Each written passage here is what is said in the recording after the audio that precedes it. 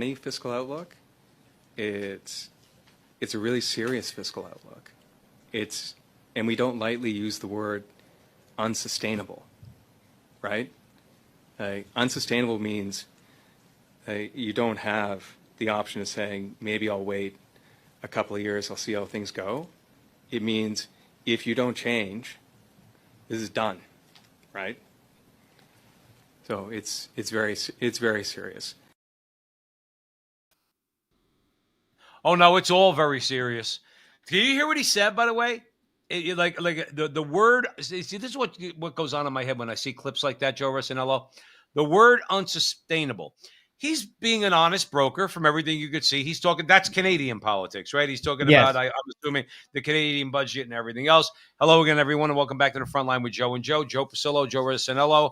Let's go into the breach. We're going to be talking about digital currency tonight, Kash Patel, Trump sending in some troops, and some defiant governors and mayors. So we're going to get into all that. But here's the thing, Joe. Sustainable. But you can only use the word sustainable if you're talking to somebody who cares about sustaining our economy and our well-being and our prosperity, and saying, well, if you say to somebody, Joe, listen, this is unsustainable, it's only because I actually care that it's unsustainable. But this guy, and I know that he does, but I mean, I don't know if people are just delusional or they're afraid to be called conspiracy theorists or whatever the case might be. They know it's not sustainable, dude. Why do you think they're doing what they're doing? Everything they do is unsustainable, but it's by design. Joe, help me, Joe. Joe, that is a great point. They're pushing an ideology. They are fully aware that it's unsustainable, and they're fully aware that it does not comport with your needs and wants. It's an ideology. Yeah. They're changing the direction of Western democracy because it no longer works for the powers that be, because they cannot control the information flow. That is what you're watching across Europe and Canada. They're just ahead of it as far as like us. We're catching up, but we'll get there.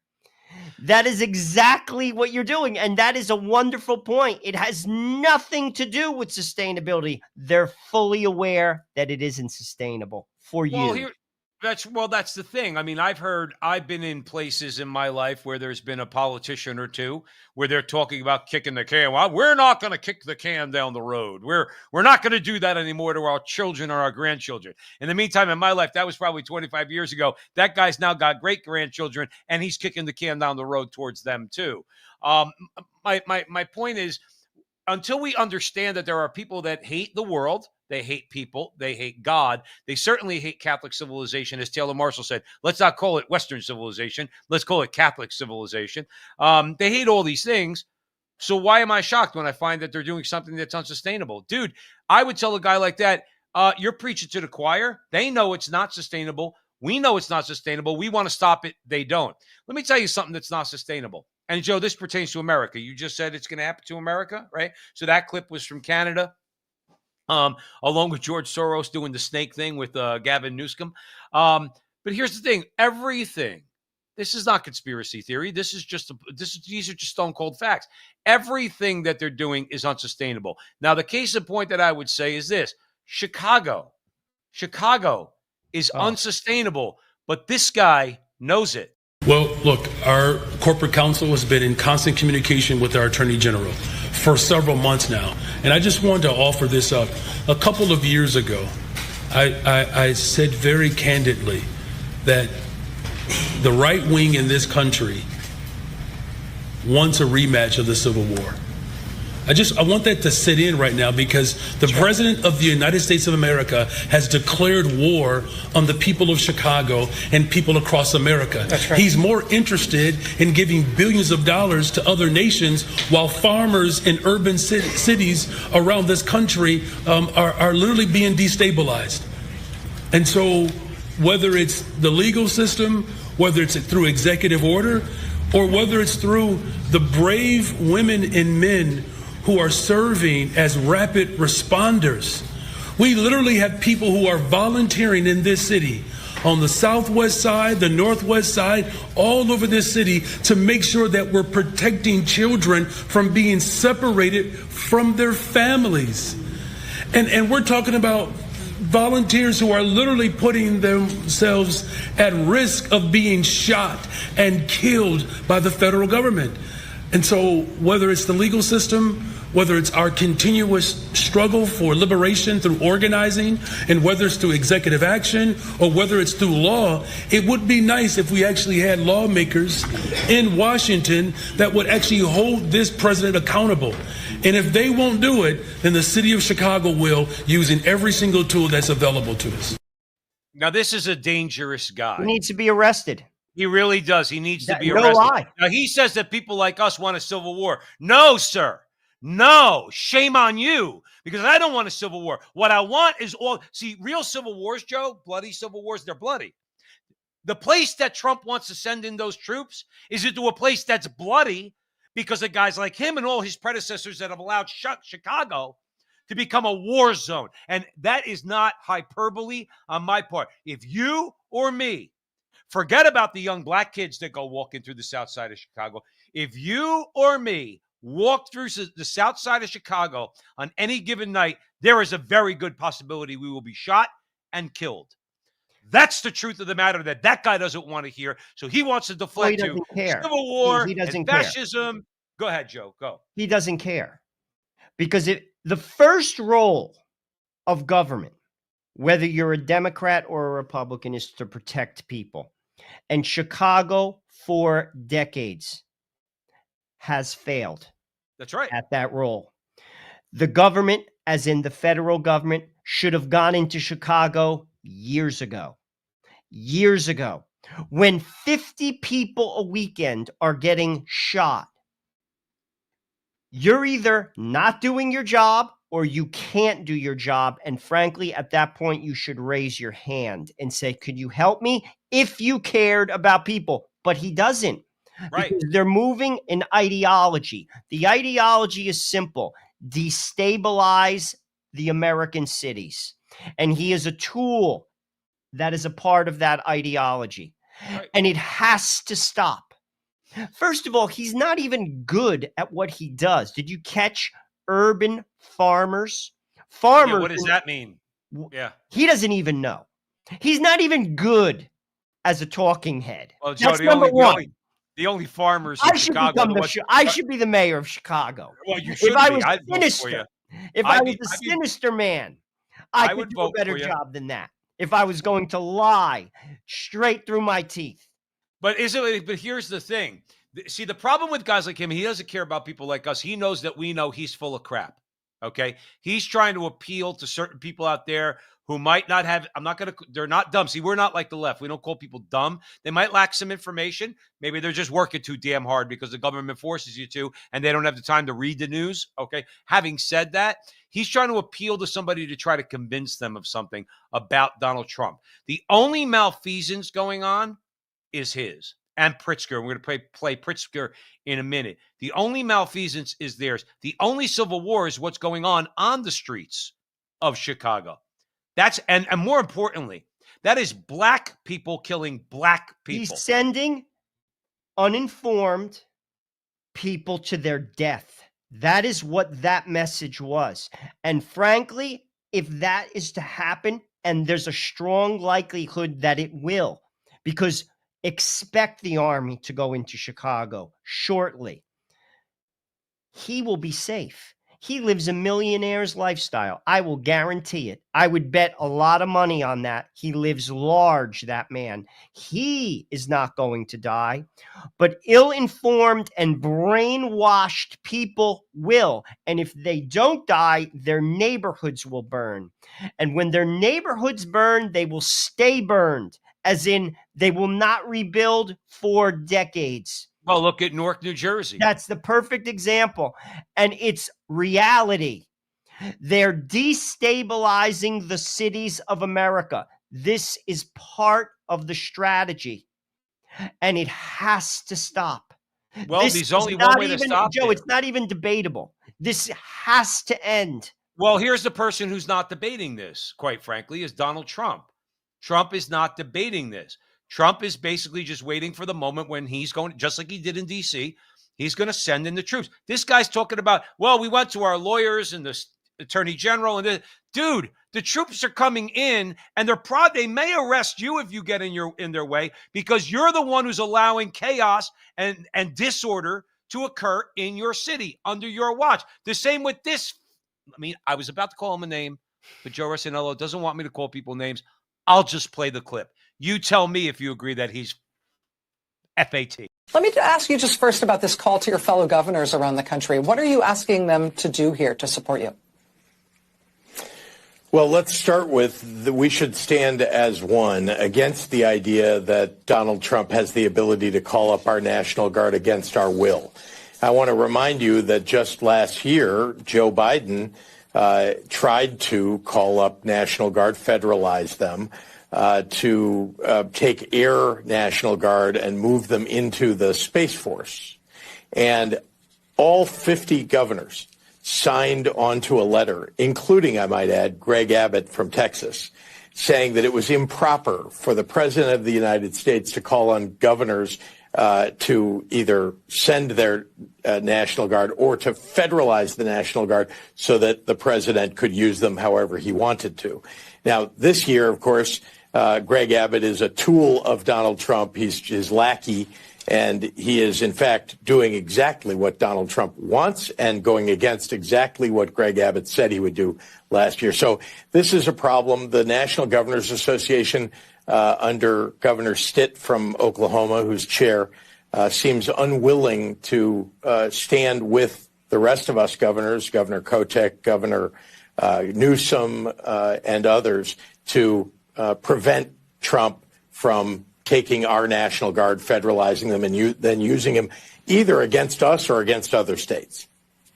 Okay, let's leave that alone. This is where, if Dante was writing now, J.B. Pritzker is in one of those deeper circles of hell, because I'm sorry, Joe, you're going to get mad. He's a scumbag liar, just like Brandon Johnson. He's a scumbag liar because he knows that Biden was using and wanted to use the National Guard for political reasons.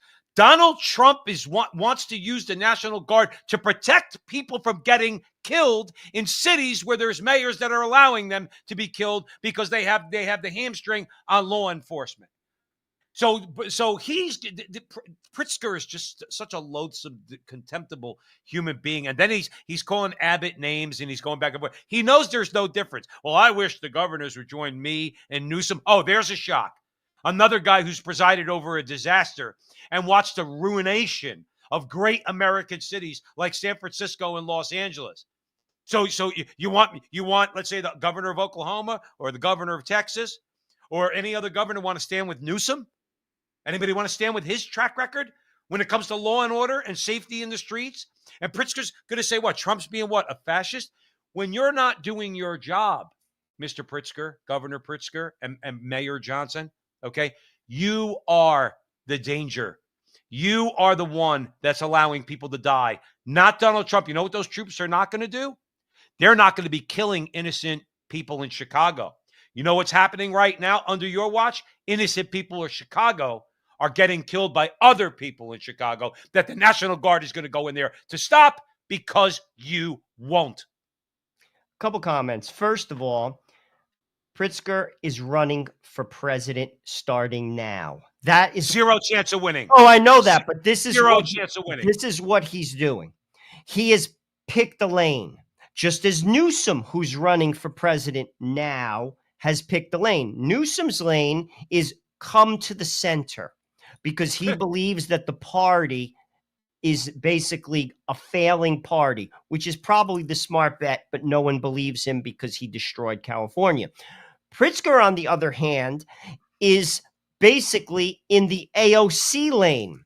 His bet is that the party is going to continue down this radical left track, and I'm going to get with them because I think I can get the nomination. That is what this is all about. That's the first point. The second point, once again, he is part, just as the mayor of Chicago, is part of a larger ideology to destroy the cities, which will usher in people basically begging for change, which will then vote in a cultural and a social revolution, changing America.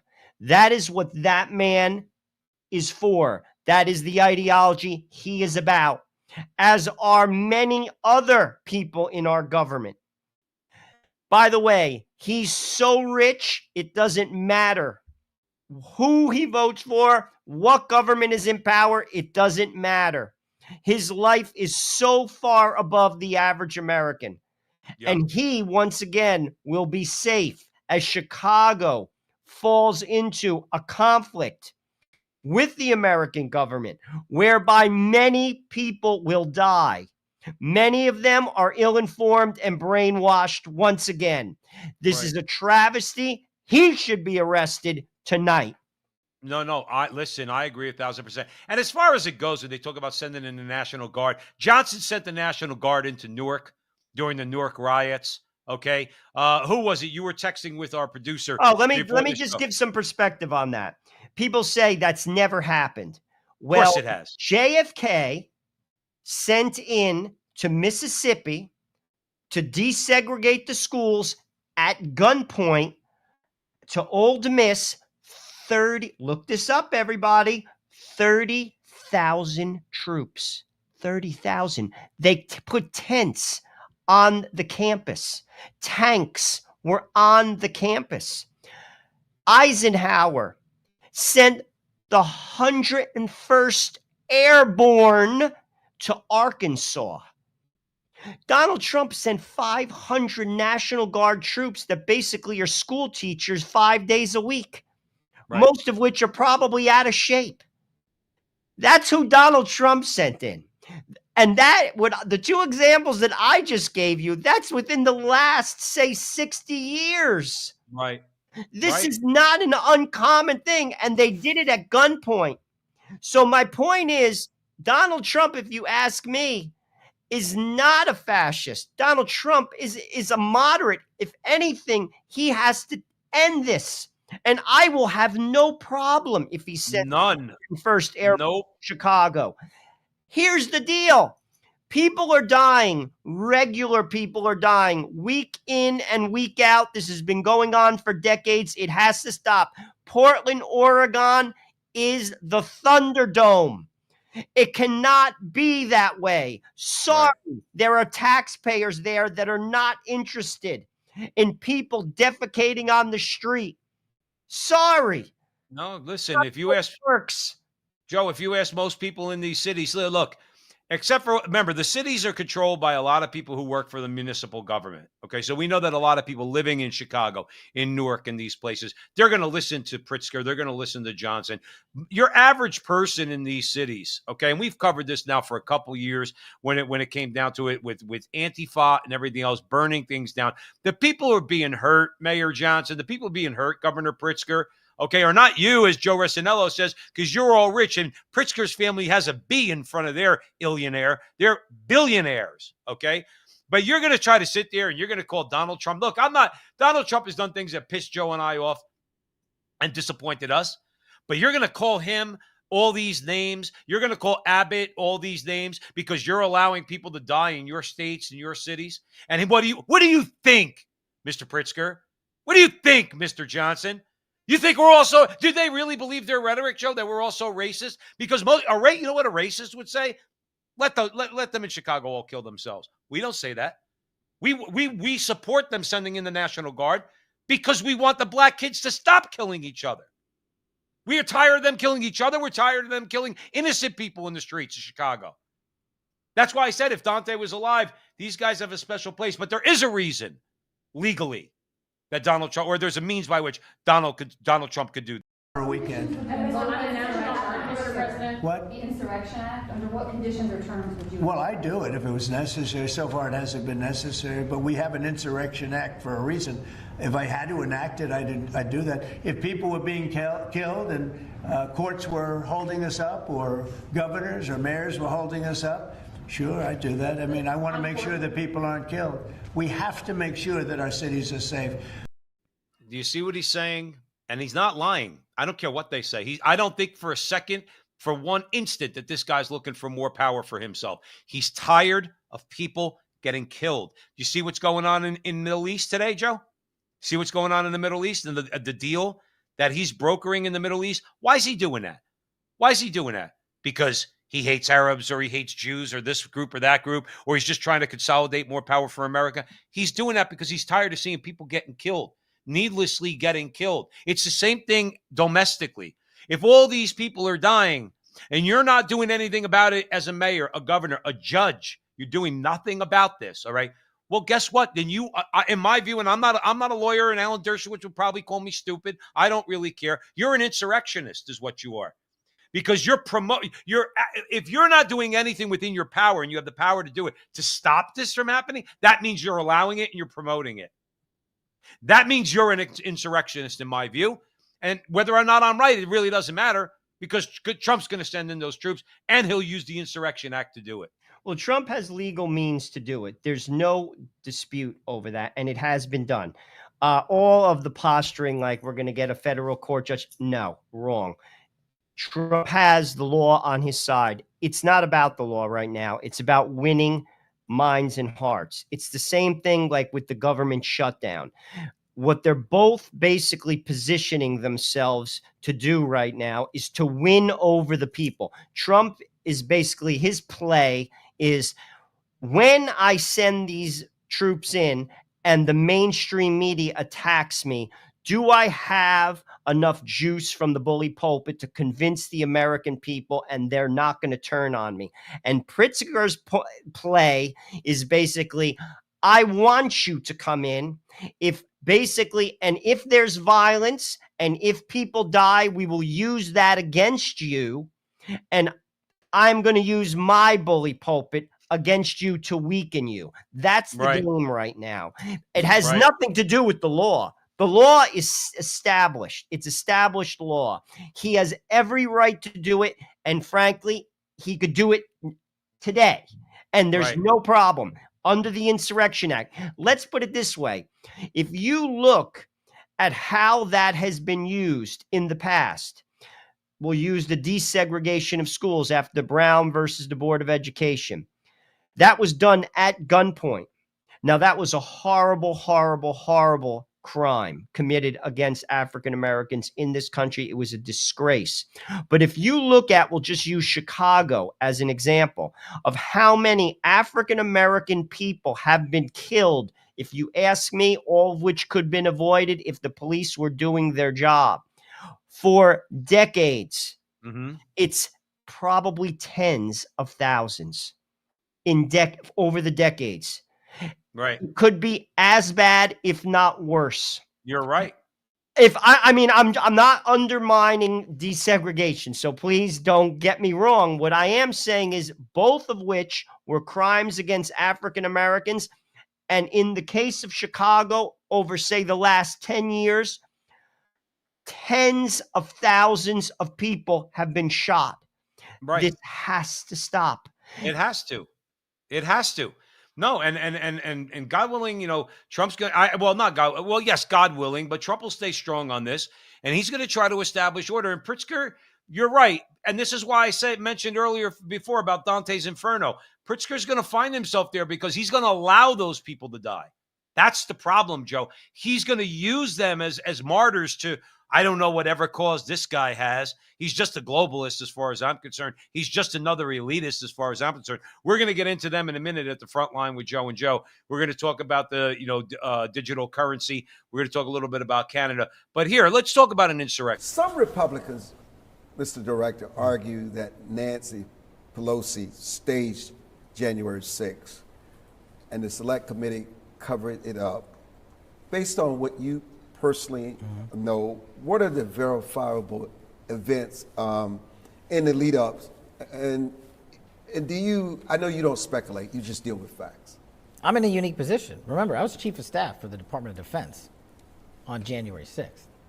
We were responsible for the deployment of the National Guard. And what I was forced to testify 2 years ago at great personal cost has now once again, just like Russiagate, been proven true because all I do is speak the truth. On January, actually in the days before January 6th, we were in the Oval Office where the President Trump at the time, authorized, pursuant to law, up to 10 to 20,000 National Guard. We took that authorization because the law's second part required a request from who? Nancy Pelosi and the Metropolitan Police and the mayor at the time. And what did they say? So we can leave it there because that's the most important part about it. Okay.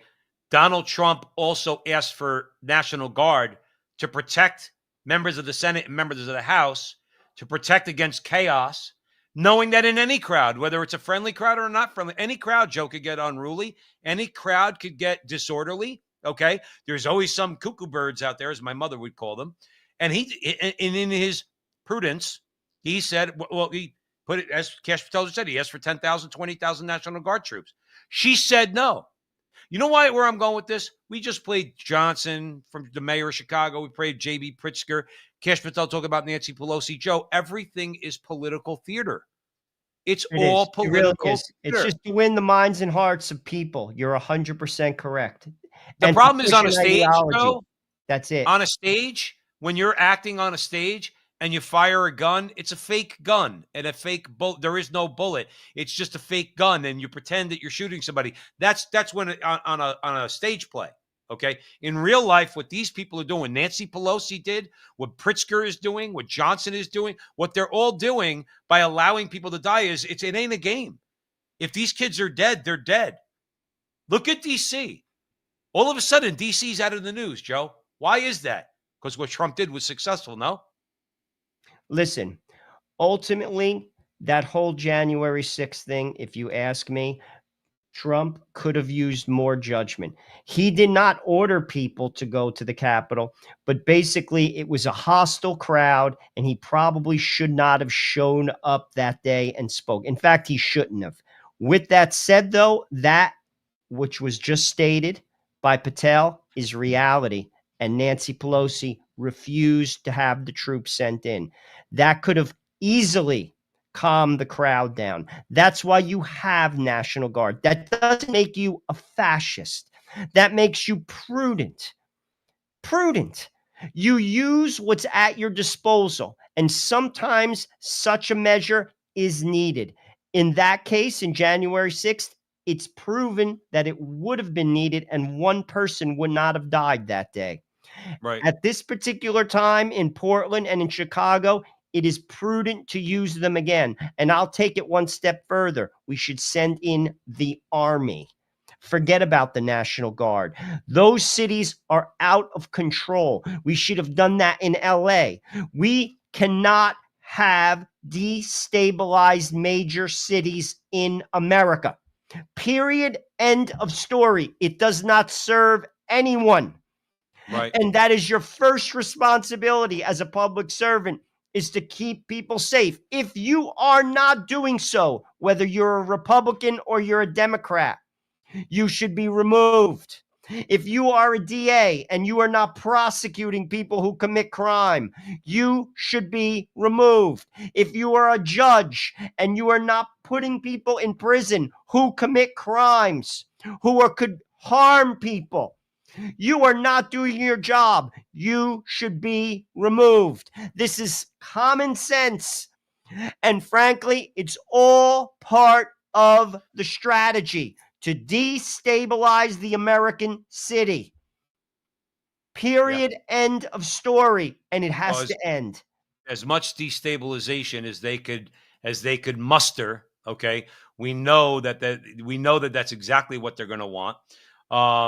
I mean, look, that's the way they gain power. Civil unrest. Look at every way that the government and governments over time amass more power for themselves. It's usually a crisis, Joe. They take advantage of a crisis. That's the game plan. But but here's the thing, though. 9/11, we were attacked, okay? And obviously, there are those who cynically use that event to create a lot of things that Americans don't want. And in hindsight, we shouldn't have, like the Patriot Act, okay, and other things, all right? COVID is another example. How much power did the government and how much wealth got transferred because of COVID? So you got... Let me make a point on that. You don't get that power back.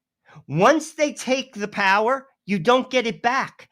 Get that through your head. Power is taken. That's how power works. They took it from you.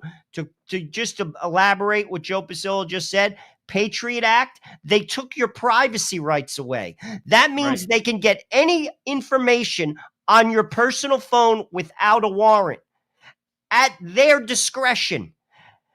That is a constitutional breach. Right. Period. Look what they did with COVID. They froze the economy to unseat Donald Trump. Don't think they didn't use that to their political advantage. Look at the ramifications of what took place. Kids didn't go to school for a year. People lost their businesses. I know people that have lost their businesses. Me. People probably lost homes, and they could care less. No, they don't care. And this is They don't my care. point. It was the largest wealth transfer in the history of America. Look it up. Right. This is how it works, and they're not giving it back. No. Well, like you said, at the end of the day, it's got to be taken back. I'm hoping that with some of these things that Donald Trump's doing, he's in the process of doing that and putting them on notice that they're not going to be able to have their way. They're not going to be able to stage their political theater. We are taking power back, which the only thing is it's going to be, I wish it was quicker, but it's got to be one step at a time. One of the ways they're going to take a lot of power from us is, oh, and by the way, before I go, when you talk about pushback and when you talk about people who are going to be just A-OK or believe they're going to be A-OK. Now, I don't know what the result is going to be, but we know recently James Comey was indicted. Letitia James was now indicted for, I believe, correct me if I'm wrong out there, you can fact check me, fraud. I think it was mortgage fraud or whatever it was thrown against her. See, that's Trump when I like him. He's saying, you came after me with BS charges. But you know what happened? You should really make sure that your own house is clean. And Comey, I really hope Comey ends up in jail. Letitia James, and I hope that's just a start. You want to know why, Joe? If people start going to jail for their corruption and everything they tried to do to Donald Trump, meaning really what they really tried to do to us because we had the audacity to vote for Donald Trump, okay? When people start really going to jail, and I mean jail for what they did, then maybe we have a little bit of I'll believe it when I see it, though. I agree. I know what I you're agree. saying. I'll believe But it. it's good to see a little fear. And it's good to at least see Letitia James and James Comey have to pay lawyers' fees like they did to General Flynn and like they did to Peter Navarro, okay? And people like that. That's right. They knew what they were doing, by the way, real quick. I don't mean to go off on a rant. They knew what they were doing. I'll file bullshit charges against you, but I'll drive you into the poorhouse. You'll have to go for hundreds of thousands of dollars for lawyers. I can't wait for Letitia James to have to go and spend all that money for attorneys for herself. And the same thing with Comey.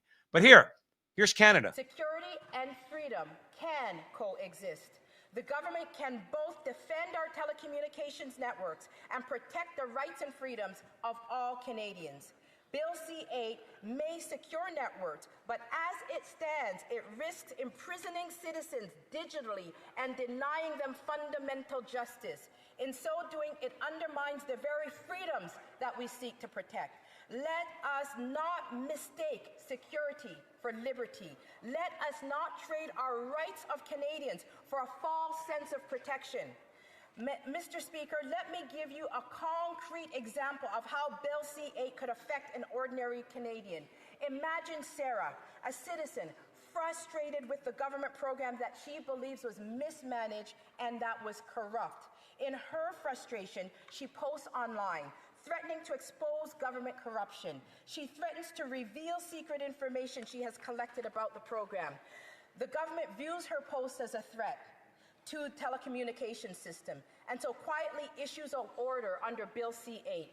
Her internet provider receives the direction to shut down her internet and phone services, all without a court warrant, and all without court order.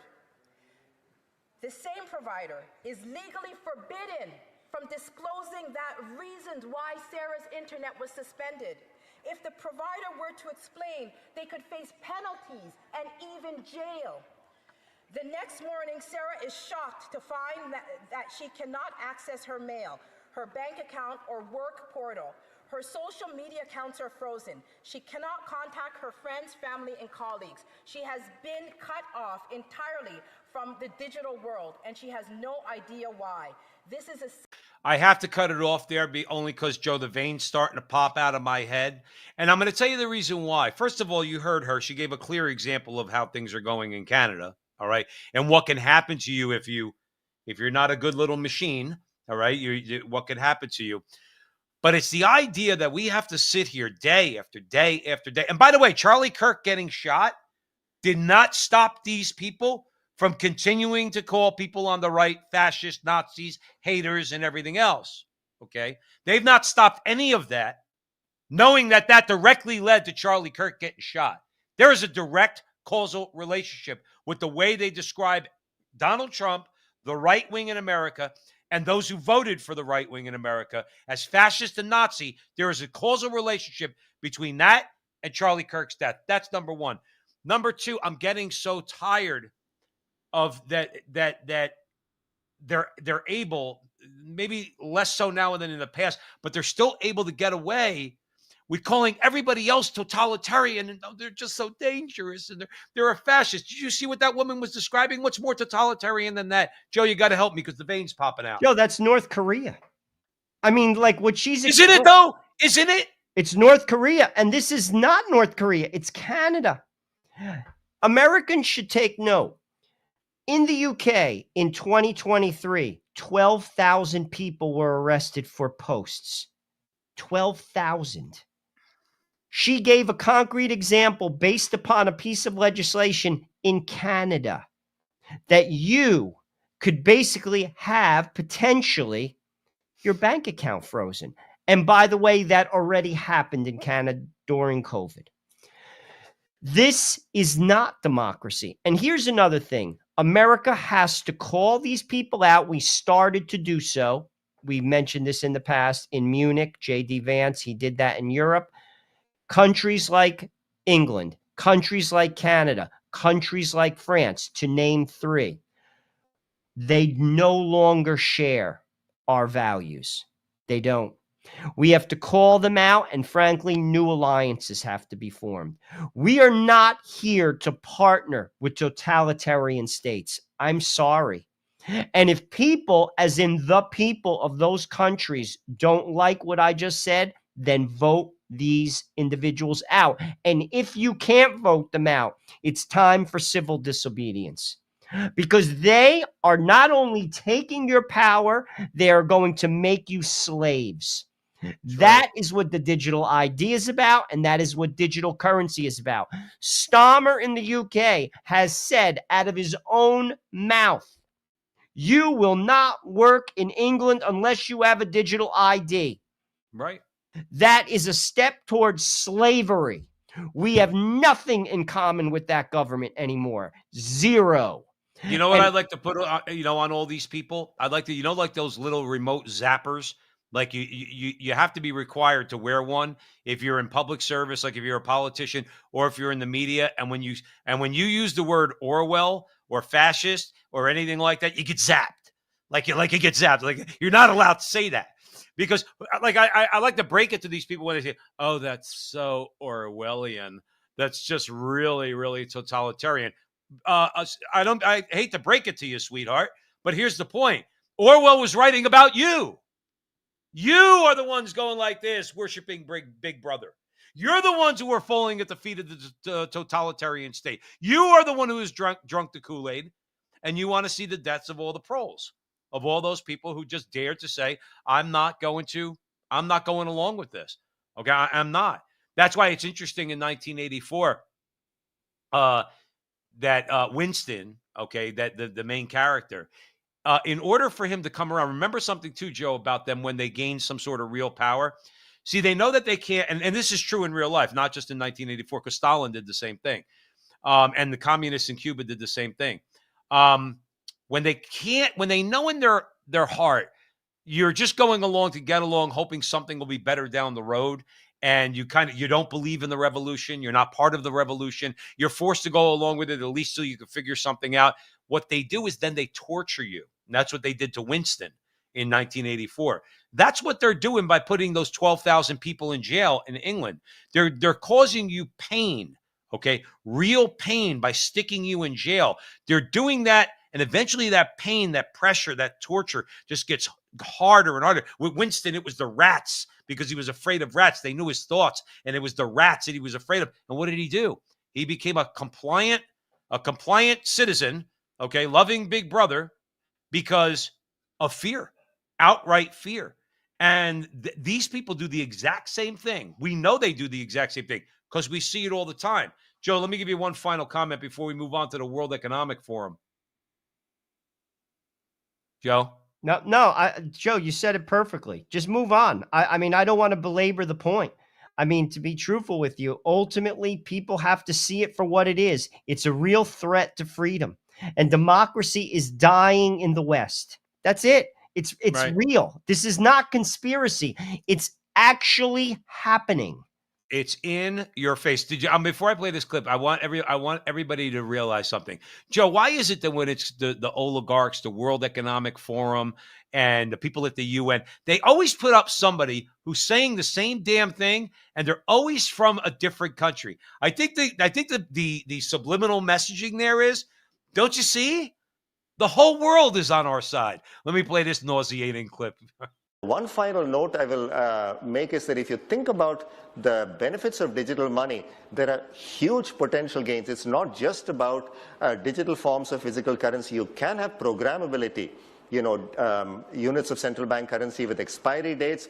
You could have, as I argue in my book, a potentially better and some people might see it, or a darker world where the government decides that units of central bank money can be used to purchase some things, but not other things that it deems less desirable, like, say, ammunition or drugs or pornography or something of the sort. And that is very powerful in terms of the use of a CBDC, and I think also extremely dangerous for central banks. Because ultimately, if you have different units of central bank money with different characteristics, or if you use central bank money as a conduit for economic policies in a very targeted way, or more broadly for social policies, that could really affect the integrity of central bank money and the integrity and independence of central banks. So there are wonderful notions of things that can be done with digital money, but again, I fear that technology could take us to a better place, but equally has the potential to take us to a pretty dark place. Now, why is it? I just got to ask. I don't know if he's Indian or not, okay?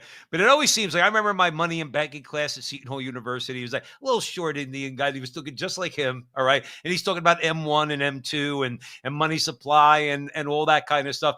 And he says it very pleasantly. You can't really hate that guy because he's like, if a strong wind comes along, it'll blow the guy away. In the meantime, he's as dangerous could be. Listen to what he said. Joe, I'm going to throw it over to you. They're saying the quiet part out loud. They're saying the quiet part out loud. It's about control. Yep. Any person, even if you're super rich, even if you're like worth like $50 million, if you're for this, you're crazy. Right. Because here's the deal. What happens if the political parties change? For instance, say you're liberal, and we have a liberal government for 12 years, and you put this on the books, and say you really get Mussolini. Trump's not Mussolini. I got news for you. But say you get him. What happens to you? Any person who is for this is crazy, Joe. Any human being that puts their name next to this vote is crazy.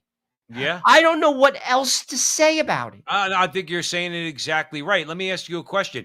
If, let's say, because hypothetically, if central bank digital currency was here, and let's say, for argument's sake, you got a right-wing government that took power, and central bank digital currencies in place, and that right-wing government's feeling a bit vindictive. Let me ask you a question. We played him earlier. He's worth $1 billion. Can that same right-wing government now use central bank digital currency to shut down J.B. Pritzker's ability to buy food? Of course they could. I'll even take it another step further. You paid for an abortion. They freeze your bank account. Right. What stops them from doing that? Right. I'm not for abortion, but I'm just using this as a tool. I'll flip the coin.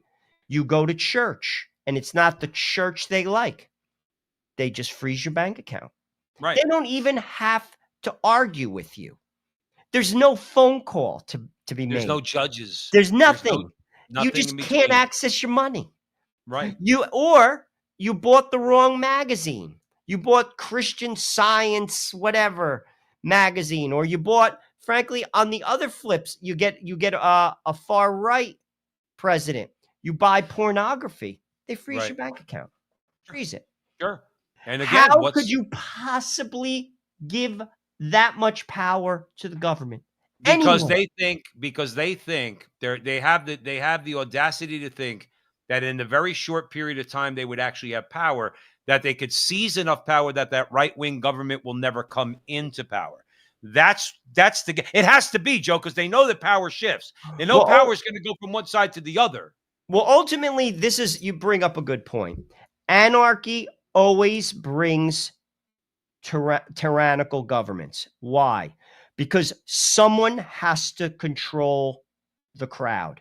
It's either the mob or the strong man. Why do I bring this up? If Trump does not put an end to this anarchy in our cities, what you're going to continue to see is flip-flopping of radical presidents. It's going to get even more radical than Trump. Get that in your head. You may get, say, a Mandani as a president, and then you will get Mussolini in America. And ultimately and eventually, the music stops, the chairs, and one person will sit in the chair, as in what happened in Russia. Russia, after the USSR failed, it was chaos for like 20 years. Organized crime ran the streets of Moscow. Look that up in the 90s.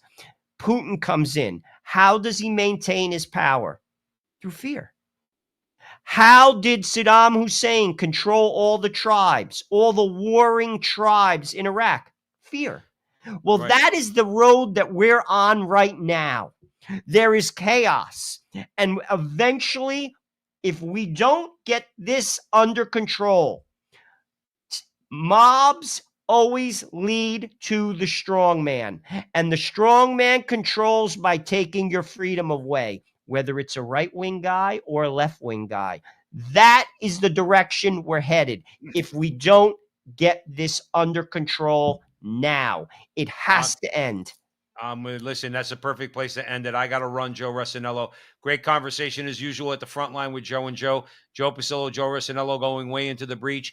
Thursday nights, 9 o'clock Eastern time. So we do this every week. We're on X, Rumble, Facebook, and YouTube. So wherever you see us, like, subscribe, share, do all that fun stuff. All of our Veritas Catholic Radio Network interviews we also post on social media. We hope you like those too. If you like that content, help us to get out to a wider audience. Thanks once again. Thanks to all our regulars who showed up tonight, as they always do.